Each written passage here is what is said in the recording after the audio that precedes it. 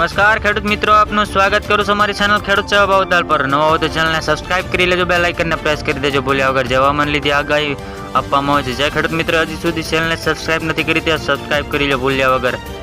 6 જુલાઈથી વરસાદનો બીજો રાઉન્ડ શરૂ થશે. આ જિલ્લાઓ ભારે વરસાદની આગાહી રહેશે. જુઓ કઈ જિલ્લામાં વધુ વરસાદ રહેશે અને કઈ જિલ્લામાં વધુ તીવ્રતા બની શકે છે વરસાદી માહોલ, અને કઈ 6 જૂનથી વરસાદ બીજો રાઉન્ડ શરૂ થશે અને સાયક્લોનિક સિસ્ટમ સક્રિય થતાં ભારે વરસાદની આગાહી કરવામાં આવી છે. સાથે જ 4 થી 7 જુલાઈથી માછીમારોને દરિયો ન ખેડવાની સૂચના પણ આપી દેવામાં આવી છે. જે ખેડૂત મિત્રો હજી સુધી ચેનલને સબસ્ક્રાઇબ નથી કરી તે સબસ્ક્રાઇબ કરી લો.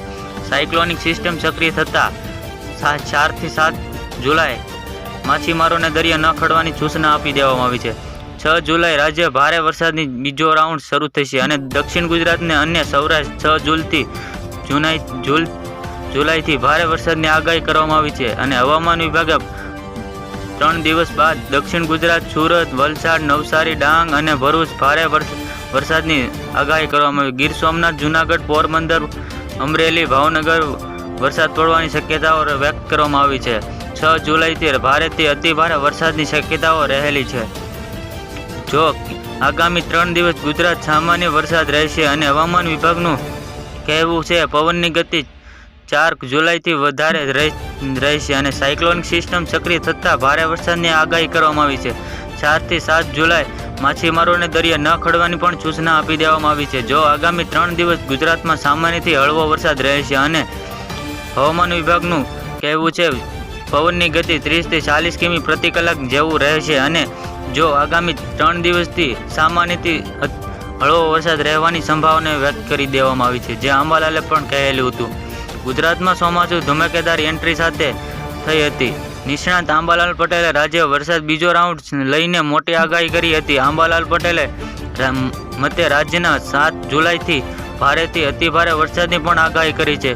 ઉત્તર ગુજરાત અને સૌરાષ્ટ્ર કચ્છમાં ભારેથી અતિભારે વરસાદની શક્યતાઓ વ્યક્ત કરેલી છે. ગુજરાતમાં ચોમાસું ધમાકેદાર એન્ટ્રી સાથે થઈ હતી. નિષ્ણાત આંબાલાલ પટેલે રાજ્યના વરસાદ બીજો રાઉન્ડ પણ નક્કી કરી લીધો હતો. હવામાન નિષ્ણાત આંબાલાલ પટેલે આગાહી કરી હતી કે હજુ પણ આગામી 3 દિવસમાં 2 તબક્કામાં મેઘરાજા ગુજરાતને મન મૂકીને વરસી શકશે. વિસ્તારો મન મૂકીને વરસે. આગામી 7 થી 15 જૂન દરમિયાન ઉત્તર ગુજરાત અને સૌરાષ્ટ્ર કચ્છ કેટલાક ભાગોમાં ભારેથી અતિભારે પડી શકે છે વરસાદ.